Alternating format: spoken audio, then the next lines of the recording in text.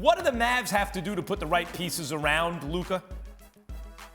This is a tough one because the Mavericks have the 26th highest payroll, or the 4th lowest payroll in the NBA this year.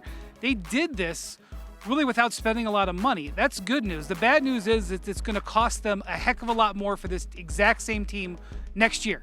Okay, so you're going to have Luka getting this is not a typo, he's getting a $27 million raise next season. Dorian Finney-Smith, excellent role player, but he is tripling his salary next season. And Jalen Brunson, he hasn't signed yet, but he's making $1.8 million, and it is would not be unusual if he got more than $20 million, 10 times his salary this year. So the problem you have if you're the Mavericks, even if you keep Jalen Brunson, is you're going to have a team that is now very expensive that is the same roster. So how do you improve that roster when you've already spent the money? That is what Nico Harrison and Mark Cuban are going to work on throughout the summer. Now, I can sit here and throw out some names. I can say that DeAndre Ayton would be terrific, and he's a free agent, and maybe they could swing something. I could say they could call Utah and try to make an offer for Rudy Gobert. But I am just saying that to cover my bases. They are going to have a functionally challenging process to try to get, especially a big man, onto this team. So good news for the Mavericks. They did overachieve. Luka looks great. Great future. Definitely buying their stock. Bad news, getting to the next level, getting to where the Warriors are right now, that's going to be really hard on their front office. So I want to wait and watch.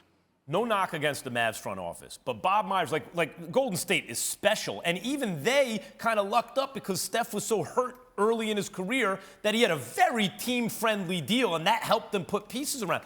With what Windy just said, Pat, do they have enough internally to build this into a championship team, or are they going to have to make moves? I wouldn't say championship, but they can compete. In order to be a championship team, you have to go spend money. They have the perfect owner for it. You got to open up that bag. But if you're up against the salary cap, what can you do? You got to spend more money. That's just how it goes. Golden State. No, I mean, like there are rules. Like you can grandfather in. If you have Klay Thompson, you can give him a max contract and bust through the cap. It's a soft cap. But if you're already at the cap, you can't bring in a free agent, right? Like you go through trade. I mean, I'm not really educated, so I don't want to be ignorant on TV and just saying anything. But the teams who pay the money, who pay players, are usually the most successful teams. Windy, are there ways that can the Mavs manipulate the system in a way to bring in external talent? Is Brunson a potential trade chit, or does he figure for sure into the future?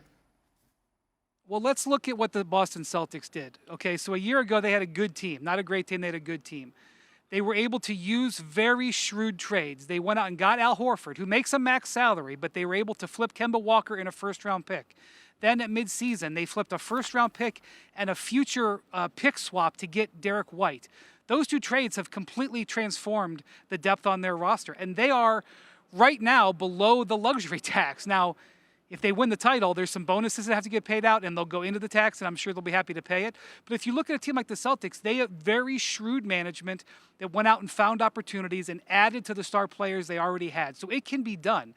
When you compare it to the Warriors, and Bev was talking about this morning on Get Up, Bev praised the Warriors' ownership.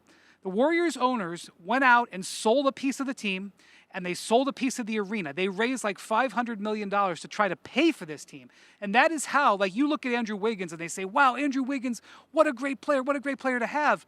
Most nights he's their 4th best player. Maybe some nights he's their 5th best player. He makes $33 million. Okay, so the difference between a team like the Warriors that can have, like literally, the Warriors spending like $50 million or so more this year than the Mavericks, not even including in the tax. So the fact that they were even on the same court and competitive is a statement on Luka and where Dallas is, but it's also a reality that it is not always an equal playing field. And I'll also point something else out.